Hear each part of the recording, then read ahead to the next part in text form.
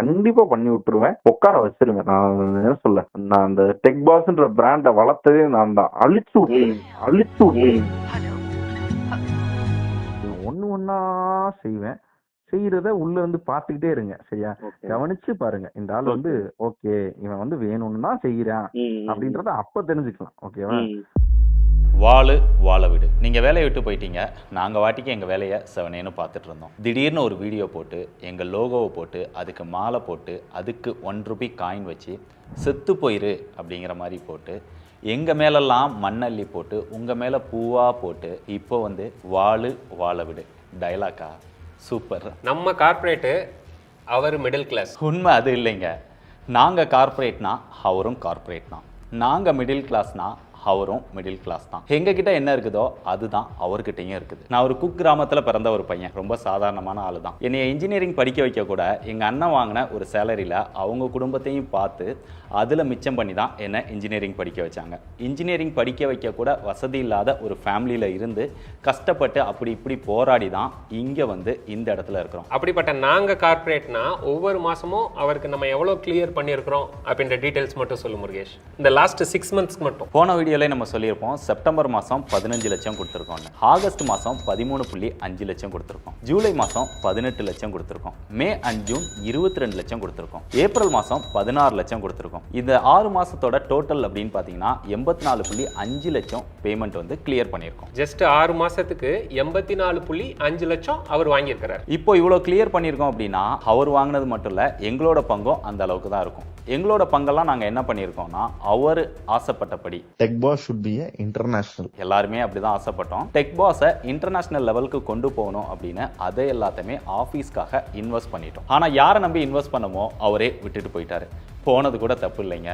செவனேன்னு வேலை பார்த்துட்டு இருந்த எங்களை இந்த மாதிரி எங்கள் லோகோவை போட்டு மாலை போட்டு நெத்தி காசு வச்சு செத்து போ அப்படின்னு மியூசிக்கை போட்டு ஹைப் ஏற்றி நான் டெக் பாஸை தூக்கி எறிகிறேன் அப்படிங்கிற மாதிரி ஆடியன்ஸை ட்ரிகர் பண்ண வச்சு எங்களுக்கு நெகட்டிவிட்டியை ஸ்ப்ரெட் பண்ணிட்டு இப்போ வந்து வாழுங்க, வாழவும் விடுங்க. இந்த 15 கோடி மேட்டரை இன்னும் தெளிவாக சொல்லிடும் முருகேஷ். ஆக்சுவலாக லாஸ்ட் வீடியோலேயே நம்ம தெளிவாக தான் சொல்லியிருந்தோம். 15 கோடிக்கு அது டெக் பாஸ் ஒன்லி அப்படின்னு போட்டிருந்ததே, அது நீங்கள் சேனலில் மட்டும்தான் கொடுக்குறீங்க அப்படிங்கிற மாதிரி திருப்பியும் அதை பெருசாக ஹைலைட் பண்ணியிருந்திருப்பாங்க. அப்படிலாம் விஷயம் கிடையாது. டெக் பாஸ் சேனல், அதுக்கான எக்யூப்மெண்ட்ஸ், அதில் இருக்கக்கூடியது எல்லாத்தையுமே நாங்கள் கொடுக்குறோம் அப்படின்னு தான் சொல்லியிருந்தோம். நேரில் சொல்லியிருந்தோம். அது ப்ரூஃப் பண்ணுங்க அப்படின்னு கேட்டிருந்தாங்க. நேரில் பேசின விஷயத்தெல்லாம் நாங்கள் ரெக்கார்ட் பண்ணி வைக்கல, ஸ்பைலாம் வைக்கல. ஒருவேளை உங்களுக்கு ப்ரூஃப் வேணும் அப்படின்னா இப்போ சொல்கிறோம், 15 கோடிக்கு டெக் பாஸ் ஆஃபீஸ், அதில் இருக்கக்கூடிய எக்யூப்மெண்ட் எல்லாத்தையுமே சேர்த்து இதவே நீங்கள் ப்ரூஃபாக எடுத்துக்கலாம். சரி, ஏன் நம்மளை மட்டும் கார்ப்பரேட்னு போர்ட்ரே பண்ணணும்? பொதுவாக இங்கே இருக்கக்கூடிய மக்கள் சினிமாவை அதிகமாக பார்த்து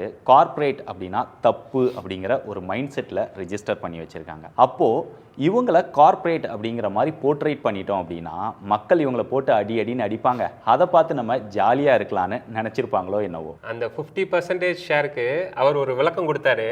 அது என்ன முருகேஷ்? எங்களோட கேள்வி என்ன, 50% ஷேர் பற்றி ஏன் முதல் வீடியோவில் சொல்லலை அப்படிங்கிறது தான். அதை பற்றி எந்த ஒரு விளக்கமும் கொடுக்காம நாங்கள் திருப்பி டார்ச்சர் பண்ணிகிட்டே இருந்தோம். அதனால் 50% ஷேர் கேட்ட உடனே வணக்கம் போயிட்டு வாங்க அப்படின்னு சொல்லிட்டாங்க. அது மட்டும் இல்லை, ஒரே வழி இவங்களோட ஈகோவை டச் பண்ணோம், நம்ம ஈகோவை தொட்டுருச்சான் அப்படின்னு விளக்கம் கொடுத்துருக்காங்க. சரி, உங்களுக்கு நல்லாவே தெரிஞ்சிருக்கு 50% ஷேர் கேட்டால் அனுப்பிடுவாங்க அப்படின்னு. அப்படின்னா அதை மட்டும் கேட்டிருக்க வேண்டியதானே. எதுக்கு 3 டிமாண்ட்ஸ்? அதுவுமே மற்ற 2மே நாங்கள் அக்செப்ட் பண்ணுற மாதிரியான டிமாண்ட்ஸ். எதுக்கு? ஒன்று லாங் பிரேக் வேணும், அதுவும் அக்செப்ட் பண்ணியிருக்கோம், நீங்களே அதுக்கு கன்ஃபர்மேஷன் கொடுத்துருக்கீங்க. 2வது ஆட்டோமொபைல் சேனல் பண்ணணும், அதுக்கும் அக்செப்ட் பண்ணியிருக்கிறோம். 3வது 50% ஷேர், அதுக்கு நாங்கள் அக்செப்ட் பண்ணல. உங்களோட டேர்ம்ஸ்க்கு நாங்கள் அக்செப்ட் பண்ணலை, அதனால தான் வெளியில் போகிறேன் அப்படின்னு தெளிவாக ஸ்டேட்மெண்ட் கொடுத்துட்டு தான் போயிருக்கீங்க. ஆட்டோமொபைல் பண்ணிடலாம், நீ பிரேக் எடுத்துக்கோ, ஆனால் 50% கஷ்டம்தான் அப்படின்ற மாதிரியான சொல்லிட்டாங்க. நான் ஒன்று கேட்டேன், அது அந்த ரெக்யர்மெண்ட் முடியாது அப்படின்ற மாதிரி சொல்லியிருக்கிறாங்க. அட்லீஸ்ட் நீங்கள் ஒரு ரெக்யர்மெண்ட் சொன்னீங்க, நான் அதை ஏற்றுக்கிட்டு போகிறேன்னு. பட் இப்போ வந்து ஏன் மேனிப்புலேட் பண்ணணும்? சரி, அது ஏன் ஃபர்ஸ்ட் வீடியோவில் சொல்லலை?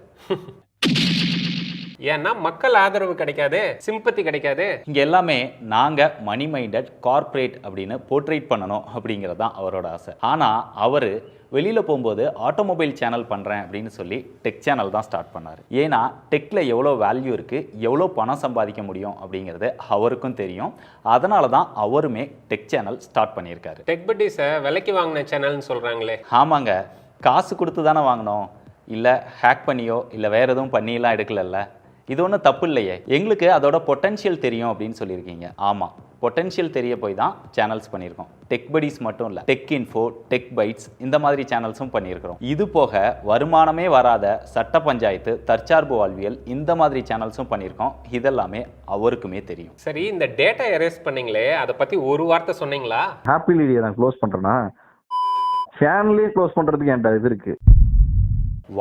வாழ விடுன்னு பேசுகிறீங்களே தவிர ஒரு கம்பெனியை விட்டு போயிட்டோம் அப்படின்னா அங்கே இருக்கிற டேட்டாவெல்லாம் எரேஸ் பண்ணுறது சரியா தப்பா? இதை ஏன் ஃபர்ஸ்ட் வீடியோலேயே சொல்லலை அப்படின்னு கேட்டிருந்தோம். பட் இப்போ வர அதுக்கான பதில் வரல. இதெல்லாம் எரேஸ் பண்ணுறதுக்கு முன்னாடியே யோசிச்சிருக்கணும். ஏன் அவரோட பர்சனல் எல்லாம் வெளியில் சொன்னீங்க? ஆக்சுவலாக நாங்கள் சொல்ல வந்த கான்டெக்ஸ்டே வேறு. ஏன்னா அவர் வேலையை விட்டு போகிறப்ப எங்ககிட்ட சொன்ன ரீசன் வேறு, பட் வீடியோவில் சொன்ன ரீசன் கம்ப்ளீட்டாக டிஃப்ரெண்ட்டாக இருந்தது. ஸோ அதை புரிய வைக்கிறதுக்காக அவரோட மானிட்டரி ஸ்டேட்டஸ் என்ன அப்படின்னு சில டீட்டெயில்ஸ் சொல்லியிருந்தோம். அதே மாதிரி தான் அவரோட ஹெல்த் ப்ராப்ளமையும் சொல்லியிருந்தோம். ஏன்னா எங்ககிட்ட மெயின் ரீசனாக அவர் வெளியே போகிறதுக்கு சொன்னது ஹெல்த் ப்ராப்ளம் தான். ஸோ எல்லாரும் ஏன் வெளியில் போனார் அப்படின்னு கேட்கும்போது அதை சொல்கிற மாதிரி ஆயிடுச்சு. எங்களுக்கு வேறு வழி தெரியல. பட் அது தவறுதலாக புரிஞ்சிக்கப்பட்டது. அவரோட பர்சனலை நாங்கள் வெளியில் சொல்லிட்டோம் அப்படிங்கிறத அதுக்கப்புறம் ஃபீல் பண்ணோம். ஸோ அந்த மாதிரி நாங்கள் அவருடைய பர்சனலை வெளியில் சொன்னது தப்பு தான். வாழ விடுன்னு பேசுகிற அவர் வேலையை விட்டு போனதுக்கப்புறம் எங்ககிட்ட ஒர்க் பண்ணுற ஸ்டாஃபை ஸ்பையாக யூஸ் பண்ணியிருக்கிறாரு. டெய்லி ஃபோன் பண்ணி இங்கே என்ன நடக்குது அப்படின்னு அப்டேட்ஸ் கேட்டுகிட்டே இருந்திருக்கிறாரு. முதல்ல சூர்யாவுக்கு பண்ணேன்.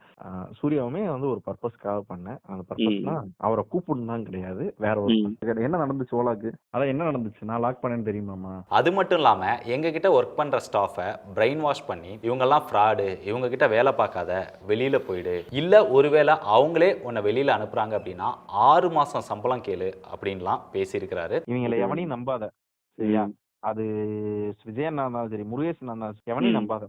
உன்னை போ சொன்னாங்களா, எனக்கு இவ்வளவு மாசம் சம்பளத்தை கொடு, 6 மாசம் சம்பளத்தை கொடு, சரியா? நான் போல நீயா தான் போக சொல்ற அப்படின்ற அளவுக்கு இரு. இதுக்கும் அவங்களோட ஸ்டாஃப்டையோ அவங்ககிட்டயோ நம்ம பேச வேணாம், நம்ம வேலையை பார்ப்போம், நம்மளோட ஒர்க்கில் ஃபோக்கஸ் பண்ணுவோம்னு தான் நம்ம ஸ்டாஃப்ஸ்ட்டை சொல்லி வைக்கிறோம். இந்த மாதிரி மிஸ் அண்டர்ஸ்டாண்டிங் வரும் அப்படிங்கிறதுனால தான் எங்ககிட்ட இருந்து வெளியில் போன அவங்க கூட இருக்கிற யாருக்கிட்டையுமே இது வரைக்கும் நாங்கள் ஃபோனில் பேசவே இல்லை. அவங்க பண்ண 2 வீடியோலுமே அவங்க வேலையை விட்டு போனதுக்கப்புறம் எங்களோட ஆஃபீஸில் என்னெல்லாம் நடந்தது அப்படிங்கிறத காமிச்சிருப்பாங்க. இனிமே டெக் பாஸ் நீ யாராவது பேர் சேவ் பண்ணியிருந்தீங்கன்னா பேரை டெலீட் பண்ணுங்க, சுதர்ஷன் டெக் பாஸ் கிடையாது அப்படின்ற மாதிரி சொன்னாங்களாம்.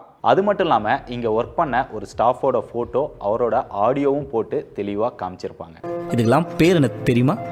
இங்கே என்ன நடந்தது, யார் வந்தா, யார் போனா, சும்மா வந்துட்டு போன தம்பி கூட பேமெண்ட் கொடுத்தோம் அப்படின்லாம் பொருளையை கிளப்பியிருப்பாங்க. எதுக்கு இவ்வளோ வன்மம்? தொழிலா அது கிளாரிஃபிகேஷனா முடிஞ்சுன்னா அதில் ஜெயிச்சு காட்டுங்க. தொழிலில் போட்டினா தொழிலில் ஏதாவது பண்ணி ஜெயிச்சு காட்டுங்கன்னு சொல்கிறாங்களே, அதைத்தானே நாங்கள் பண்ணிட்டு இருந்தோம். நாங்கள் வாட்டிக்கு எங்கள் வேலையை பார்த்து வீடியோ போட்டுட்டு இருந்தோம். ஆனால் நீங்கள் என்ன பண்ணீங்க, இங்கே ஒர்க் பண்ணுற ஸ்டாஃப் கிட்ட ஃபோன் போட்டு என்ன அப்டேட்ஸ் அப்படின்னு கேட்டுகிட்டே இருந்தீங்க. ஆக்சுவலாக இங்கே உள்ள ஸ்டாஃப்க்கு நாங்கள் ஒரு விஷயத்தை கன்வே பண்ணுவோம், அது ஒரு விதமாக அவங்களால புரிஞ்சிக்கப்படும். அவங்க வேறொருத்தர்கிட்ட அதை கன்வே பண்ணும்போது அந்த விஷயத்தோட கான்டெக்ஸ்ட் மாறிடும். அது உங்களுக்கு வரும்போது அதோட டோட்டல் கான்டெக்ஸ்ட்டும் மாறிடும். இப்படி நாங்கள் சொன்ன ஒவ்வொரு விஷயத்தையும் நீங்கள் வேறு விதமாக புரிஞ்சிக்கிட்டு அதில் ஒரு முடிவுக்கு ரிப் டெக் பாஸ் அப்படின்னு போட்டது நீங்கள் தான். பட் இதில் வாழ விடு அப்படி அவங்க வீடியோ போட்ட அப்புறம் கூட உண்மை சீக்கிரமே வெளியே வரும், வாழ்த்துக்கள் அப்படின்னு சொல்லி தான் நாங்கள் சிம்பிளாக முடிச்சிட்டோம். ஆனால் நாளுக்கு நாள் தொடர்ந்து நெகட்டிவ் கமெண்ட்ஸ் வந்துக்கிட்டே இருந்தது. இருந்தாலுமே பரவாயில்ல அப்படின்னு நாங்கள் எங்களுடைய வேலையை பார்த்து நாங்கள் வீடியோஸ் போஸ்ட் பண்ண ஆரம்பிச்சிட்டோம். பொதுவாக இந்த மாதிரி இன்சிடென்ட் நடந்த எல்லா இடத்துலையுமே பார்த்தீங்க அப்படின்னா ஒருத்தர் குற்றம் சொல்லி வீடியோ போட்டாங்கன்னா அவங்களோட அடுத்த வீடியோ அதுக்கான பதில் வீடியோவாக தான் இருக்கும். பட் நாங்கள் அப்படிலாம் பண்ணல, எங்களுடைய ஒர்க்கை தான் பார்த்துட்டு இருந்தோம். பட் தொடர்ந்து நெகட்டிவ் கமெண்ட்ஸ் வந்துக்கிட்டே இருக்கும்போது எங்ககிட்ட ஒர்க் பண்ணுற ஸ்டாஃப் ஏன் இவங்க பேசவே மாட்டேங்கிறாங்க இவ்வளோ உண்மையை வச்சுக்கிட்டு அப்படின்னு அவங்க ஒர்க் பண்ண முடியாமல் உடஞ்சி போயிட்டாங்க. ஸோ வேறு வழி இல்லாமல் தான் ரொம்ப நாள் கழித்து நாங்கள் அந்த வீடியோ போஸ்ட் பண்ணுற நிலைமைக்கு தள்ளப்பட்டோம். அதுலேயுமே ரொம்ப ஜென்யூனாக அவங்கள பற்றி எந்த குறையும் சொல்லாமல் உண்மை என்னவோ அந்த உண்மையை மட்டும்தான் பேசி வீடியோ போட்டிருந்தோமே தவிர எதுவுமே மேனிப்புலேட் பண்ணலை. டிவைசஸ்லாம் அவங்களோடதுன்னு சொல்கிறாங்களே முருகேஷ், அதுவும் யாருக்கு என்ன வேணுமோ எடுத்துக்கலாம் அப்படிலாம் கிடையாது. ஆக்சுவலாக இன்வெஸ்டர் அப்படிங்கிறது நாங்கள் 2 பேர் தான். அது அவங்களே தெளிவாக சொல்லியிருப்பாங்க. ஒர்க்கிங் பார்ட்னர் தான் அவர். நான் வந்து இதில் ஒர்க்கிங் பார்ட்னர். ஸோ இங்கே இருக்கக்கூடிய டிவைசஸ் எக்யூப்மெண்ட் எதுவாக இருந்தாலுமே அது எங்களோட தான், அவரோடது கிடையாது. டீமே உங்கள் கண்ட்ரோலில் இருந்ததுன்னு சொன்னால் இல்லைன்னு சொல்கிறீங்க. டீம் மட்டும் இல்லைங்க, அவங்களோட சேலரி போனஸ் கூட உங்களோட அப்ரூவல் இல்லாமல் இன்க்ரீஸ் பண்ணது கிடையாது. ஆனால் 1 மந்த் சேலரின்றதெல்லாம் ரொம்ப எக்ஸ்பெக்டேஷனை ஏற்றுற மாதிரி ஆயிடும்னு. நியர்லி 2.5 லட்சம் நம்மளுக்குமே செலவு. லாஸ்ட் ஃபியூ மந்த்தா சீனியர் எடிட்டர் ஒருத்தர் சேலரி இன்க்ரீஸ் பண்ண சொல்லி கேட்டுக்கிட்டே இருக்காருன்னு விஜய் கிட்ட சொன்னப்ப கொடுத்துடலாமே அப்படின்னு விஜய் சொன்னாங்க. அப்போ கூட வேண்டாம்னு சொன்னது நீங்க தானே. சரி, துபாய்லாம் போயிட்டு வந்து ஐபோன்லாம் வாங்கிட்டு வந்தேன் அப்படின்னு சொல்லியிருப்பாரு. ஆக்சுவலா அது ஆஃபீஸோட காசுல தான் வாங்கினது, ஆஃபீஸ் எக்ஸ்பென்ஸ்ல தான் அவர் போயிட்டு வந்தார். அவரோட பர்சனல் மணியில் வாங்கின மாதிரி சொல்லியிருக்கிறாரு. அதே மாதிரி ரிவ்யூ யூனிட் அப்படின்னும் சொல்லியிருப்பார். ரிவ்யூ யூனிட் எல்லாமே ஆஃபீஸ்க்கு சொந்தமானது தானே தவிர அவருக்கு கிடையாது. அவர் ஒரு ஒர்க்கிங் பார்ட்னர் தான். மந்த் ஆன் மந்த் அவரோட ஷேர் என்னவோ அதை நாங்கள் பர்ஃபெக்டாக கிளியர் பண்ணிடுவோம். அதனால் இங்கே இருக்கக்கூடிய டிவைஸோ எக்யூப்மெண்ட்டோ எதுக்குமே அவர் சொந்தக்காரர் கிடையாது. நான் வந்து இதில் ஒர்க்கிங் பார்ட்னர். ஃபர்ஸ்ட் வீடியோவில் ஒர்க்கிங் பார்ட்னர் அப்படின்னு சொல்லியிருப்பாரு. இந்த PS5 என்னோடது. இப்போ டிவைஸுக்கு சொந்தக்காரன்னு சொல்லுவார். அடுத்து வந்து டெக் பாஸ்கே ஓனர்னு சொல்லுவாரா? ஆக்சுவலாக இந்த ஃபோன் எல்லாமே சுதர்ஷன்ட்ட தான் நான் வாங்கினேன், அதனால சுதர்ஷன்ட்ட நான் திருப்பி கொடுத்துட்டேன், அது நியாயம் தானே அப்படின்றாங்க. ஆக்சுவலி நீங்கள் வந்து ஒரு கம்பெனியில் ஒர்க் பண்ணுறீங்கன்னு வச்சுக்கோங்க. உங்களுக்கு யூஸ் பண்ணுறதுக்குன்னு சில டிவைசஸ்லாம் தருவாங்க. நீங்கள் ஒர்க் பண்ணும்போது இல்லை அந்த டிவைசஸை வாங்கும்போது ஒரு மேனேஜர் இருந்திருப்பார். நீங்கள் அந்த கம்பெனியை வேலையை விட்டு போகும்போது வேறொரு மேனேஜர் இருப்பார். நீங்கள் அந்த ப்ராடக்டை வேலையை விட்டு போகும்போது கம்பெனி கிட்ட கொண்டு போய் கொடுப்பீங்களா, இல்லை மொத எனக்கு அந்த மேனேஜர் தான்ப்பா கொடுத்தாரு, அவர் எங்கே இருக்காரோ அவரை தேடி போய் அவர்கிட்ட கொடுப்பீங்களா, இல்லை அவர் வந்து கேட்டவுடனே கொடுத்துருவீங்களா? கம்பெனி கிட்ட தான் கொடுக்கணும். பொருள் யாருக்கு சொந்தமோ அவங்க கிட்ட தான் கொடுக்கணும். ஸோ எல்லா டிவைசஸுமே கம்பெனிக்கு தான் சொந்தம், கம்பெனி கிட்ட தான் கொடுக்கணும். இதே மாதிரி தான் சுதர்ஷனும் இங்கே அக்டோபர் 1ஆம் தேதியே வேலையை விட்டு போயிட்டாரு. அதையுமே எல்லா ஸ்டாஃப் கிட்டையும் தெளிவாக சொல்லிட்டு தான் போயிருக்கிறாரு. அதுக்கப்புறமும் அவங்க எல்லாருமே 7ஆம் தேதி வரைக்கும் எங்க கிட்ட தான் வேலை பார்த்துருக்காங்க. வேலையை விட்டு போகும்போதும் எங்க கிட்ட தான் டிவைஸை கொடுக்குறோம் அப்படிங்கிறத தெளிவாக சொல்லிட்டு போயிருக்கிறாங்க. பட் அதுக்கப்புறமும் 1ஆம் தேதியே வேலையை விட்டு போன சுதர்ஷன் கிட்ட 19ஆம் தேதி போய் டிவைஸை கொடுக்கறதுக்கு என்ன காரணம்? இங்கே பாரு முருகேஷ், அவங்க மறந்துட்டாங்களோ என்னமோ தெரில, நம்மகிட்ட வேலை பார்க்குறப்ப இதுக்கு தான் அக்னாலேஜ் பண்ணி சைன் போட்டிருக்காங்க. என்னன்னு கொஞ்சம் படிச்சே நீயே சொல்லிடுறேன். என்ன டிவைஸ் வாங்கினாலும் அதை கரெக்டாக ரிட்டர்ன் பண்ணுவோம். அப்படி இல்லைனா அது டேமேஜ் ஆயிடுச்சு அப்படின்னா தன்னோட சொந்த செலவில் சரி பண்ணி கொடுப்பேன் அப்படின்னு அடடா கிரியேட்டர்ஸ்க்கு அவர் உட்பட கையெழுத்து போட்டு கொடுத்துருக்காங்க. யார்கிட்டலாம் டிவைஸ் இருக்குதோ அவங்களோட கையெழுத்தோட இருக்குது. அது இருக்கட்டும் முருகேஷ், அவர் ஒரு கம்பெனியில் இன்வெஸ்ட் பண்ணேன்னு சொன்னார். அதோட ஓனர்ஷிப் ஃபுல்லாகவே அவருக்கே தந்துடுறோன்னு கூட சொன்னோம். இருந்தாலும் அதை பற்றி பேசுகிறாரு. ஆக்சுவலாக அதில் 4 பேர் பார்ட்னர் அப்படின்னு அவரே தெளிவாக சொல்லிட்டாரு. அதில் அவரும் ஒன் ஆஃப் த பார்ட்னர். அதோட பார்ட்னர்ஷிப் டீட் எல்லாமே அவர் காமிச்சிருந்தார். போகும்போது இந்த கம்பெனிலலாம் இன்வெஸ்ட் பண்ணது என்ன அப்படின்னு கேட்டார். நான் கம்பெனியே கொடுத்துட்றேன், டோட்டலாக ட்ரான்ஸ்ஃபர் பண்ணிடுறேன், வச்சுக்கோங்க அப்படின்னு. ஏன்னா அதில் இன்வெஸ்ட் பண்ண காசு எல்லாமே ப்ராடக்ட் டெவலப்மெண்ட்டுக்கே சரியாக போச்சு. அது ஒரு ஸ்டார்ட் அப், இன்னுமே ப்ராடக்ட் வந்து லான்ச் பண்ணல. இப்படி இருக்கும்போது திடீர்னு நான் வரேன், திடீர்னு போகிறேன் அப்படிங்கிற மாதிரி சொல்லிட்டு நான் போட்ட காசெல்லாம் கொடு அப்படின்னு சொன்னால் இது வந்து சின்ன பிள்ளைங்க விளையாட்டு கிடையாது. நினச்சா வர்றதுக்கும் நினச்சா போகிறதுக்கும் இது ஒரு பிஸ்னஸ். சரி, ஆர்கானிக் வீடியோஸ்லாம் ஏன் இன்னும் போட ஆரம்பிக்கல? டெக் பாஸ் ஸ்டாண்டர்டுக்கு ஒரு ஃபுல் வீடியோ, ஒரு ஆர்கானிக் வீடியோ போடுறது அப்படிங்கிறது சாதாரண விஷயம் கிடையாது. சும்மா நான் ஒரு கேமராவை ஆன் பண்ணி உட்காந்து பேசி போட்டேன் அப்படின்னா அது அதோட ஸ்டாண்டர்டுக்கு வராது. இது ஒவ்வொரு யூடியூபர்ஸ்க்கும் ரொம்பவே நல்லா தெரியும். ரீசெண்டாக தான் நம்ம சில ப்ராடக்ட்ஸ்லாம் வாங்கியிருக்கிறோம், அதை செக் பண்ணிகிட்டு இருக்கிறோம். அதோட ஃபுல் ரிவ்யூ ஆர்கானிக் வீடியோ சீக்கிரமாகவே வரும். நம்ம டீமும் டெவலப் ஆகிட்டு இருக்கு. வீடியோ டெலீட்ல நாங்கள் சொல்கிறது உங்களோட அப்ரூவலோட தான் டெலீட் பண்ணோம்னு நீங்கள் சொல்கிறது இல்லைன்னு சொல்கிறீங்க. சரி, இந்த ஆடியோவை கேளுங்க. ஆனால் உங்களுக்கு தெரியாது இல்லைண்ணே, முடிஞ்ச அளவு உங்களுக்கு எதெல்லாம் தப்புன்னு தெரியுதோ இல்லை அந்த மாதிரி அன்வான்ட் வீடியோன்னு தோணுதோ, நம்ம நாலேஜ் வந்து இது பின்னாடி வந்து தப்பாக பேசப்படும் அப்படின்ற மாதிரி தெரியுதோ எல்லாத்தையுமே டெலீட் அல்லது ப்ரைவேட்டில் போட்டு விட்ருவேன். இந்த குறை இருக்கிற ஒரு 2-3 பழைய வீடியோஸ் வந்து தூக்கிடலாம் தான் நினைக்கிறேன். ஒர்க் ஸ்டேஷன் இதெல்லாம் வந்து பெட்டர் வந்து நம்ம அவாய்ட் பண்ணிடலாம் தான் நினைக்கிறேன். இப்போ சொல்லுங்க, யாரு வீடியோவை டெலீட் பண்ண சொல்றது? அதை விட முருகேஷ், பெய்டு வீடியோ பண்ண சொல்லி ஃபோர்ஸ் பண்றோன்னு சொல்றாருல, ராத்திரி பகலா நம்ம ஃபோர்ஸ் பண்றோன்னு அவர் போறதுக்கு முன்னாடி என்ன போட்டிருந்தாரு? ஆக்சுவலாக அக்டோபர் 1 வேலை விட்டு போகிற மைண்ட் செட்டில் இருக்கிறாரு. எங்களுக்கு தெரியாது, அதை போன வீடியோலேயே நம்ம கிளாரிஃபை பண்ணியிருந்தோம். செப்டம்பர் 30 9:30க்கு மேலே, அதாவது நைட்டு, அந்த டைமில் கூட வேறு ஏதாவது பெய்ட் வீடியோ இருக்கா அப்படின்னு தான் கேட்டிருக்கிறாரு. ஏன் அந்த டைமில் ஒரு ஆர்கானிக் வீடியோ பண்ண வேண்டியதானே? இதிலேருந்து உங்களுக்கு தெரியும், நாங்கள் ஃபோர்ஸ் பண்ணல. என்ன வீடியோலாம் இருக்குதோ அதை அவரே ஒத்துக்கிட்டு கம்ப்ளீட் பண்ணிடுவார். ஆர்கானிக் பண்ணால் லாபம் இல்லையே, பெய்டு வீடியோ பண்ணாதானே அவருக்கு லாபம். எதெல்லாம் பெய்டு வீடியோஸ் அப்படின்னு சொல்லி வட்டம் போட்டு காமிச்சிங்களே, ஒருவேளை 50%க்கு நாங்கள் அக்செப்ட் பண்ணியிருந்தா இந்த பெய்ட் வீடியோஸ் இனி வரப்போகிற எல்லா பெய்ட் வீடியோஸுமே நீங்கள் தானே பண்ணியிருப்பீங்க. சில பேருக்கு நம்ம பே பண்ணி ப்ரொமோட் பண்ணுறோமா, நம்ம என்னைக்கு பே பண்ணியிருக்கோம்? ஆக்சுவலாக யாருக்குமே பே பண்ணலைங்க. ஃபஸ்ட்டு அவர் வீடியோ போட்டார், அதுக்கு நிறைய கிரியேட்டர்ஸ் வந்து சப்போர்ட் பண்ணாங்க, ஸ்டோரி வச்சுருந்தாங்க. அவங்களோட பெர்ஸ்பெக்டிவில் அவர் போட்டது சரியாக இருந்திருக்கலாம். அதுக்கப்புறம் நாங்கள் ஒரு ஃபேக்ட் சொல்லி விளக்கம் கொடுத்துருந்தோம். நாங்கள் சொன்னது சில பேருக்கு அது சரின்னு தோணியிருக்கலாம், அதனால அவங்க மீம்ஸ் இதெல்லாமே போட்டிருக்கலாம். இந்த மாதிரி ஒரு கான்ட்ரோவர்ஷனான விஷயங்களில் யாரும் பேமெண்ட் வாங்கவும் மாட்டாங்க. அந்த மாதிரியான விஷயங்களை நாங்களும் பண்ண மாட்டோம். தேவையில்லாமல் இந்த மாதிரி இம்மெச்சூர்டான குற்றச்சாட்டுலாம் வைக்காதீங்க. அதுவும் நம்மள மாதிரி கார்பரேட்டுக்கு சப்போர்ட் பண்ணி சோலோ கிரியேட்டர்ஸ் அடிக்கிறாங்களாம். இதில் எனக்கு ஒரு விஷயம் புரியவே இல்லைங்க.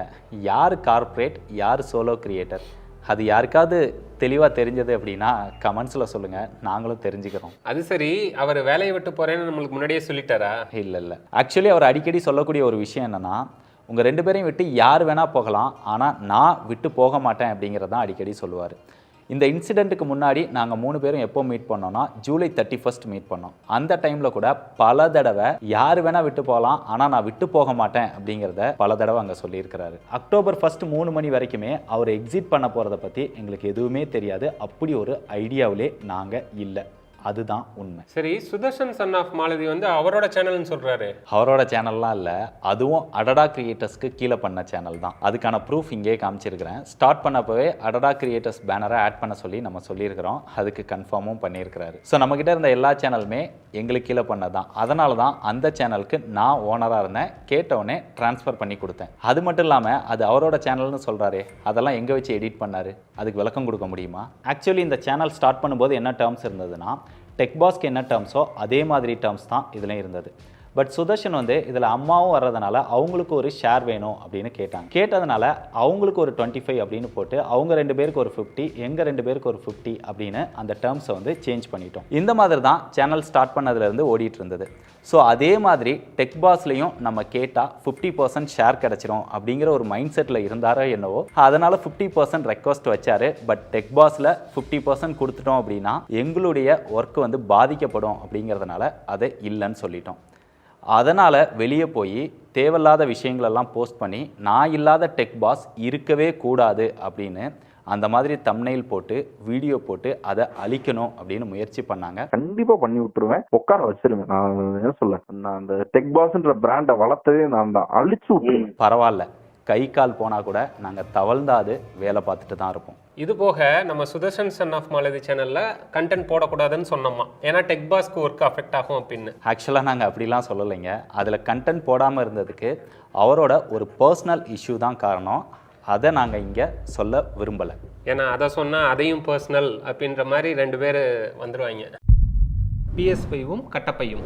ஒரு கட்டப்பையில PS இருந்துச்சு, இன்னொரு கட்டப்பையில அவரோட ட்ரெஸ் இருந்துச்சு. கட்டப்பையில உங்க ட்ரெஸ் கண்ணாடி தாங்க இருந்துச்சு, அதை எடுத்து காமிச்சிட்டு போனீங்க. இந்த இவனுக்கு ஒரு சீட் எடுத்து பாருங்க ஐயா, வெறும் பொய்யா சொல்லிக்கிட்டு தெரியலாம். என் டீம்ல இருக்க சில பேர் வந்து அங்க இருந்த PS5 திருடிட்டு போயிட்டாங்க. ஆக்சுவலி அவங்க வீடியோவை அவசரத்தில் பார்த்துருப்பாங்க போல. நாங்கள் ஒரு கண்டெக்ஸ்டில் தான் அதை வந்து கன்வே பண்ணியிருந்தோம். அவங்க வீடியோவில் என்ன சொல்லியிருப்பாங்க அப்படின்னா, கட்டப்பையில் வெறும் துணி கண்ணாடி இந்த மாதிரி தான் இருந்தது அப்படின்னு சொல்லியிருப்பாங்க. கட்டப்பையில உங்க ட்ரெஸ் கண்ணாடி தாங்க இருந்துச்சு, அதை எடுத்து காமிச்சிட்டு போனீங்க. அது மட்டும் இல்லைங்க, கட்டப்பையில் PS5வும் இருந்தது அப்படிங்கிறத தான் தெளிவாக அந்த சிசிடிவி வீடியோவில் காமிச்சிருக்கோம். சொல்லாமல் போனீங்கன்னா நாளை பின்ன ஏதாவது பிரச்சனையாகும், இந்த சிக்கலான டைமில் அதுக்கு இடம் கொடுக்காதீங்க அப்படின்னு சொல்லிட்டு சுதர்ஷனோட திங்ஸை நீங்கள் எடுத்துகிட்டு போயிருங்க, ஆஃபீஸ் திங்ஸை இங்கே வச்சுட்டு போயிருங்கன்ட்டு விட்டுட்டேன். அது ஆஃபீஸில் தான் இருந்தது அப்படிங்கிறது தான் அந்த வீடியோ தெளிவாக கன்வே ஆகும். அது சில பேர் வந்து அதை கொண்டு போயிட்ட மாதிரி மிஸ் அண்டர்ஸ்டாண்ட் பண்ணிட்டாங்க. அதுக்கடுத்து ராகவி வந்து ஒரு எக்ஸ்பிளனேஷன் கொடுத்துருக்காங்க.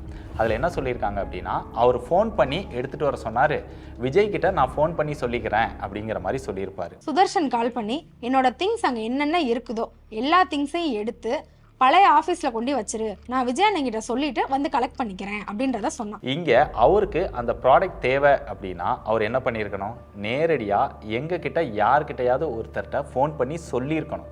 ஃபஸ்ட்டு அதுக்கு உரிமையே இல்லை, அவரோட ப்ராடக்டே அது கிடையாது. சரி, ராகவி கிட்ட அவர் ஃபோன் பண்ணி சொல்லியிருந்தாலுமே ராகவி வெளியே எடுத்துகிட்டு போகிறதுக்கு முன்னாடி என்ன பண்ணியிருக்கணும், எங்ககிட்ட வந்து இந்த மாதிரி வேலையை விட்டு போயிட்டார் அவர். ஸோ அவர் இந்த ப்ராடக்டை வந்து கேட்குறாரு, அதனால் நான் வெளியில் எடுத்துகிட்டு போகிறேன் அப்படிங்கிறத எங்ககிட்ட சொல்லி முறையாக அதை வெளியில் எடுத்துகிட்டு போயிருக்கணும். ஸோ இது எதுவுமே இல்லாமல் அவங்க அதை பைக்குள்ளே வச்சு வெளியில் எடுத்துகிட்டு போயிட்டு இப்போ அதுக்கு ஒரு ஸ்டோரி வந்து நரேட் பண்ணுறாங்க. இவ்வளோ சொல்லலையே, ஃபர்ஸ்ட் வீடியோவில் எதுவுமே இல்லை ஆனால் செக் பண்ணி அனுப்பிச்சிட்டாங்கன்னு எல்லாம் சொல்கிறாங்க. ஃபர்ஸ்ட் வீடியோலையே கட்டப்பையில் PS5 இருந்தது அப்படின்னு சொல்லியிருந்தா இவ்வளோ பிரச்சனையே கிடையாது. கட்டப்பையில உங்கள் ட்ரெஸ்ஸு கண்ணாடி தாங்க இருந்துச்சு. இல்லை அவரே எங்ககிட்ட ஃபோன் பண்ணி இந்த ப்ராடக்ட் வேணும் அப்படின்னு கேட்டிருந்தாலும் இவ்வளோ பிரச்சனை கிடையாது. இல்லை நேரில் வந்து வாங்கிட்டு போயிருந்தாலும் இவ்வளோ பிரச்சனை கிடையாது. நம்மளுக்கு ஒரு தகவல் வந்தது, அதன் அடிப்படையில் அவங்கள கூப்பிட்டு பேசி செக் பண்ணோம். செக் பண்ணதுனால ட்ரெஸ் ஃபேக்டர் உடஞ்சிருச்சு அப்படின்றாங்க. நீங்க சொன்ன மாதிரி உங்க வீட்டுக்கு திருட வந்தா கேக் வெட்டி தான் அனுப்புவீங்களா? ட்ரஸ்ட் ஃபேக்டரை உடைச்சவங்க கிட்ட தான் கேக்கெல்லாம் வாங்கிட்டு வந்து அதை சாப்பிட்டு பொறுமையா போவீங்களா? ஆசை அட்மினா எங்ககிட்ட தெரியப்படுத்தாம கட்டப்பைக்குள்ள PS5 வச்சு வெளியில எடுத்துட்டு போகும்போது நாங்க கண்டுபிடிச்சு கேட்டுட்டோமே, இதெல்லாம் வெளியில தெரிஞ்சிருச்சே அப்படிங்கிறதுக்காக இவ்வளோ பெரிய எக்ஸ்பிளனேஷன் கொடுக்குறீங்களே, இதெல்லாம் தேவையா? ப்ராப்பரா எங்ககிட்ட இன்ஃபார்ம் பண்ணியிருந்தா இந்த பிரச்சனையே நடந்திருக்காது. ஆஸ் பர் யுவர் ஸ்டேட்மெண்ட், நீங்க பழைய ஆபீஸ்ல வைக்கிறதா சொன்ன மைசன் கட்டப்பை எங்ககிட்ட இன்ஃபார்ம் பண்ணாம எப்படி உங்ககிட்ட வந்தது? அதை பத்தி இதுவரைக்கும் எங்ககிட்ட இன்ஃபார்ம் பண்ணல. ஒருவேளை இந்த PS5 நாங்க பிடிக்காம இருந்திருந்தா இப்படித்தானே எங்களுக்கு தெரியாம உங்ககிட்ட வந்திருக்கும். இப்போ சொல்லுங்க, நாங்க பட்டம் கட்டுறோமா? அதனால அவர் மேல திருட்டு பட்டத்தை கட்டிங்க? இல்ல உண்மையாவே அதுதான் நடந்திருக்கா? இந்த கட்டப்பை விஷயத்துல ராஜேஷ் தான் நான் தான் அதுக்கு தலைமை தாங்கனே. அந்த மாதிரி நாங்க ஃபர்ஸ்ட் வீடியோல எந்த இடத்துலயுமே சொல்லல. வீடியோவை திருப்பி பாருங்க. நம்ம மாட்டிக்கிட்டோமோ அப்படின்ட்டு அப்படியே தெரிச்சு வெளியில ஓடி போய் அங்கிருந்து ஃபோன் பண்ணி நானே வரல அப்படின்னு சொல்லிட்டு போயிட்டாரு. ஆக்சுவலா கட்டப்பையில என்ன இருந்ததுன்னு கேட்டுட்டாங்களே, அதனால தெரிச்சு ஓடிட்டாரு அப்படிங்கிற மாதிரி சொல்லியிருந்திருப்போம். அந்த வார்த்தை வந்து கொஞ்சம் ஹைலைட் ஆயிடுச்சு. அது வந்து நாங்க ஹைலைட் பண்ணி சொன்னது வந்து தப்பு தான். ஆனா அவங்களோட ஃபர்ஸ்ட் வீடியோ பாருங்க. நீங்க அதனால தான சொல்லாமே வெளிய வந்தீங்க. அதனால தான் இவங்க பண்றதெல்லாம் பிடிக்கல. இன்னைக்கு போயிட்டு வந்து சொல்லிட்டு போறேன் அப்படின்னு சொல்லிட்டு சாப்பிட தான் போனேன். போனவனாவே விட்டாங்க. இந்த கட்டப்பையெல்லாம் இப்படி செக் பண்ணாங்க, அதெல்லாம் பண்றது பிடிக்காம தான் நான் ஃபோன் பண்ணி சொல்லிட்டு வந்துட்டேன் அப்படிங்கிற மாதிரி அவங்க கன்வே பண்ணியிருப்பாங்க. ஸோ அதை பார்த்து தான் நம்ம இந்த வீடியோவை ரிலேட் பண்ணோம். 12:35 வரைக்கும் ஆஃபீஸ்க்குள்ளே இருந்த ராஜேஷ் 12:57க்கு வெளியில் போயிட்டு ஃபோன் பண்ணி நான் எக்ஸிட் பண்ணிக்கிறேன் அப்படிங்கிற மாதிரி சொல்லியிருப்பாங்க. ராஜேஷ் கொஞ்ச நேரம் கழிச்சு ஃபோன் பண்ணி நான் இனிமேல் ஆஃபீஸ்க்கு வரலன்னா நான் குவிட் பண்ணிக்கிறேன் அப்படின்னு அவரும் சொன்னார். நீங்கள் அதனால தானே சொல்லாமே வெளியே வந்து இத்தனை வருஷம் வேலை கொடுத்த எங்ககிட்ட 12:35 வரைக்கும் ஆஃபீஸில் இருந்த நீங்கள் நேர்லையே நான் எக்ஸிட் பண்ணிக்கிறேன் அப்படிங்கிற மாதிரி சொல்லிட்டு போயிருக்கலாமே. ஏன் ஃபோனில் தான் சொல்லணுமா? ஆக்சுவலாக அதைத்தான் கேள்வியாக வச்சோம். அந்த கண்டெக்ஸ்டில் தான் நம்ம வீடியோவும் கன்வே பண்ணியிருந்தோம். அப்படி ஃபோனில் சொல்கிற அளவுக்கு என்ன மிஸ்டேக் நடந்துருச்சு அப்படிங்கிறத தான் கேட்டிருந்தோம். அதுக்கு இவ்வளோ பெரிய எக்ஸ்பிளனேஷன் நீங்கள் கொடுத்துருக்கீங்க. சரி, ராஜேஷ் எதுக்கு திருப்பி கூப்பிட்டீங்கன்னு கேட்கலாம். ஆக்சுவலாக அவங்க வீடியோ போடுற வரைக்கும் இந்த இன்சிடென்ட் எல்லாமே நாங்கள் பெருசாக எடுத்துக்கல. இந்த நிகழ்வு நடந்தப்போ கூட எனக்கு இவ்வளவு விஷயம் நடந்திருக்குன்னு தெரியாது. நான் அதை கேஷுவலாக தான் எடுத்துட்டேன். ஏன்னா அவங்க வீடியோ போட்டு அந்த கட்டப்பைக்குள்ளே கண்ணாடி துணி தான் இருந்தது அப்படின்னு சொன்னதுக்கப்புறம் தான் அந்த சிசிடிவி ஃபுட்டேஜ்லாம் கலெக்ட் பண்ணி நாங்கள் செக் பண்ணப்போ தான் இந்த இன்சிடென்ட் எல்லாம் எங்களுக்கு ஒரு ஐடியா கிடைச்சது. ஆனா ராஜேஷ் கிட்ட பேசினது எத்தனாம் தேதி? நம்ம 7ஆம் தேதி இந்த விஷயம் நடந்தது. அதுக்கு அடுத்த நாளே நம்ம வந்து பேசியிருக்கிறோம். ஆப்வியஸா சுதர்ஷன் வெளியில போயிட்டாரு. ஸோ ராஜேஷும் எக்ஸிட் பண்ணிக்கிறோன்னு போயிருக்கிறாரு. இருந்தாலுமே நம்ம கிட்ட ஒர்க் பண்ணவர். ஸோ சுதர்ஷன் போனா அடுத்த பெர்ஃபார்மர் யாரு? ராஜேஷ் தான். ஸோ ராஜேஷ்க்கு வேலை கொடுக்கணும்னு நினைச்சது ஒன்றும் தப்பில்லையே. சரி, PS5 யாரோடது? இந்த PS5 என்னோடது.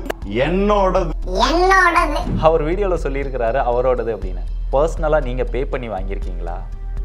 இல்லல்ல. இந்த ஐடி எல்லாமே நான் கட்டுறது இல்ல, கம்பெனி கட்டுறாங்க. அடடா கிரியேட்டர்ஸ். நாங்க வாங்கல. அடடா கிரியேட்டர்ஸ்ல எங்களுக்கு ஷூட்டுக்கு வாங்கி கொடுத்துருக்காங்க. ஸோ டெக் பாஸ் வந்து ஸ்பான்சர் யாரு அப்படின்னு பாத்தீங்க அப்படின்னா அடடா கிரியேட்டர்ஸ். ஸோ நாங்க எல்லாருமே பாத்தீங்கன்னா இங்க ஒர்க் பண்றோம். அது ஆஃபீஸ்ல ரிவ்யூக்காக வந்த ப்ராடக்ட் தான். ஆஃபீஸில் ரிவ்யூக்காக பார்ட்டரில் வந்தாலும் சரி, இல்லை பே பண்ணி வாங்கியிருந்தாலுமே எல்லா ப்ராடக்ட்டுமே அது கம்பெனியோட தான். ஸோ ப்ராடக்ட்டுக்கும் அவருக்கும் எந்த சம்மந்தமே கிடையாது. இருந்தாலுமே அதை அவரோடது அப்படிங்கிற மாதிரி சுற்றி வளைச்சி சொல்லியிருப்பார். சரி, நம்ம ரிப்ளை வீடியோ போட்டோம். அதில் அவர் ஒரு கமெண்ட் போட்டாராம், அதை நம்ம டெலீட் பண்ணிட்டோமா? ஆக்சுவலாக அதுக்கு தான் ரொம்ப மரியாதையாக பேசி ஒரு ஷார்ட்ஸ் போட்டிருந்தாரு. என்ன அடடா கிரியேட்டர்ஸ், பயந்துட்டீங்களோ? ஒரே ஒரு கமெண்ட்டுக்கே கழிஞ்சிட்டீங்களே. சவால் உடையில சாக்கிரதையா விடணும். இதுக்கே பயந்துட்டா அப்படியே பார்க்கும்போதே ரொம்ப பெருமையாக இருந்துச்சு. ஆக்சுவலி நாங்கள் அதை டெலீட் பண்ணவே இல்லை. நாங்கள் போட்ட ரிப்ளை வீடியோக்கு அவர் எந்த பதிலுமே கொடுக்கல. ஒரு வீடியோ போட போகிறேன் அப்படிங்கிற மாதிரி தான் சும்மா கமெண்ட் போட்டிருந்தாரு. அது எப்படி மிஸ் ஆச்சு அப்படிங்கிறதும் எங்களுக்கு தெரியாது. அதை தான் நாங்கள் கம்யூனிட்டி டேப்லையும் சொல்லி அந்த ஸ்க்ரீன்ஷாட்டும் போட்டு வேணும்னா இங்கே ரீட் பண்ணிக்கோங்க அப்படிங்கிற மாதிரி சொல்லிட்டோம். அப்படியே அந்த கமெண்ட்டை பார்த்தாலுமே அதுக்கு கீழே வந்த ரிப்ளை கமெண்ட் எல்லாமே அது அவருக்கு எகெயின்ஸ்டாக தான் வந்திருந்தது. ஸோ அப்படிப்பட்ட ஒரு கமெண்ட்டை நாங்கள் ஏன் டெலீட் பண்ணணும்? ஸோ ஃபைனலாக நான் பிராண்டிட்ட பேசின ஃபோன் கான்வர்சேஷன் அவங்களுக்கு எப்படி கிடைச்சது? ஆக்சுவலாக இதில் விஷயம் என்னென்னா, நாங்கள் என்ன பிராண்டுக்கிட்ட பேசினாலுமே எல்லாமே அவருக்கு தெரியும். அவருக்கு அந்த ஆடியோவை அப்படியே ஷேர் பண்ணிவிடுவோம். ஸோ அதில் தான் அந்த விஷயமும் தெரிய வந்துச்சு. முதல்ல ஒரு பிராண்டை போட்டு இதுக்கிட்ட இவ்வளோ வந்து பணம் மணி மைண்டடாக கேட்குறாங்க அப்படின்னு சொல்லியிருக்காங்க. சரி கேட்டிருந்தோம். அந்த வீடியோ வந்துச்சா? வரல. ஏன்னா அது அவரோட டெசிஷன் தான், வேண்டாம் அப்படின்னு சொல்லிட்டாரு. ரெண்டாவது ஒரு பிராண்டை போட்டு இதுக்கிட்ட வந்து என்ன பெனிஃபிட் பண்ணுவீங்க அப்படின்னு கேட்டதாக சொல்கிறாங்க. ஆக்சுவலாக அது நாங்கள் கேட்டதையும் கன்வே பண்ணியிருந்திருக்கோம். கன்வே பண்ணதுக்கப்புறம் அது அவருக்கு ஓகே அப்படின்னா ஓகேன்னு சொல்லி அதையாவது வீடியோ பண்ணியிருந்திருக்கலாம்ல, அதையும் பண்ணல. ஏன்னா நாங்கள் சொல்கிறது என்னென்னா, நாங்கள் என்ன விஷயம் பேசியிருந்தாலும் எல்லாமே அவருக்கு தெரியும். அவருக்கு தெரியப்படுத்தி தான் அந்த சேனலில் எல்லா எடிட்டுமே நடந்திருக்குது. 100% டிரான்ஸ்பரன்சிங்க. இதில் அவங்களுக்கு ஏதாவது அப்ஜெக்ஷன்ஸ் இருந்தால் கூட என்கிட்ட சொல்லுவாங்க, ஆனால் நம்ம இது பண்ணிடலாம், அவங்ககிட்ட இருந்து பெனிஃபிட் பார்க்க வேணாம் அப்படின்னா நம்ம ப்ரொசீட் பண்ண போகிறோம். ஆனால் அதை எதுவும் சொல்லலை. ஸோ எல்லாமே தெரிஞ்சு நடந்திருக்குது அப்படின்னு நாங்கள் சொல்கிறோம். பட் அவங்க என்ன சொல்கிறாங்கன்னா, எல்லாமே இந்த 2 பேர் தான் பண்ணாங்க, அவங்க மட்டும் நல்லவங்க அப்படிங்கிற மாதிரி ஒரு ப்ரொஜெக்ட் பண்ணி மேனிப்புலேஷன் பண்ணி தான் அவ்வளோ பெரிய வீடியோ போட்டிருக்காங்க. ஸோ ஃபைனலாக நாங்கள் சொல்ல வர்றது என்னென்னா, அக்டோபர் 1 வரைக்கும் டெக்பாஸ் சேனலில் என்னெல்லாம் நடந்ததோ எல்லாமே அவருக்கு தெரிஞ்சு அவரோட அனுமதியோடு தான் நடந்திருக்குது. எங்களோட வேலையே டேலண்டான பீப்புள் எங்களை அப்ரோச் பண்ணுறப்ப அவங்களுக்கு இன்வெஸ்ட் பண்ணி எப்படி சேர்ந்து வளருதுன்றது தான் பிஸ்னஸ் மாடலாகவே வச்சுருக்கோம். அப்படி தான் அவருக்கும் நம்ம இன்வெஸ்ட் பண்ணி சேர்ந்து வளர்ந்தோம். அதுக்கு இப்போ நல்லா அனுபவிக்கிறோம். கண்டிப்பாக பண்ணி விட்டுருவேன், உட்கார வச்சிருவேன். நான் என்ன சொல்ல, நான் அந்த டெக்பாஸ்ன்ற பிராண்டை வளர்த்ததே நான் தான். அழிச்சு விட்டுருவேன். ஒண்ணு ஒன்னா செய்வேன். செய்யறத உள்ள இருந்து பாத்துக்கிட்டே இருங்க. சரியா? கவனிச்சு பாருங்க. இந்த ஆள் வந்து ஓகே, இவன் வந்து வேணும்னு தான் செய்யறான் அப்படின்றத அப்ப தெரிஞ்சுக்கலாம்.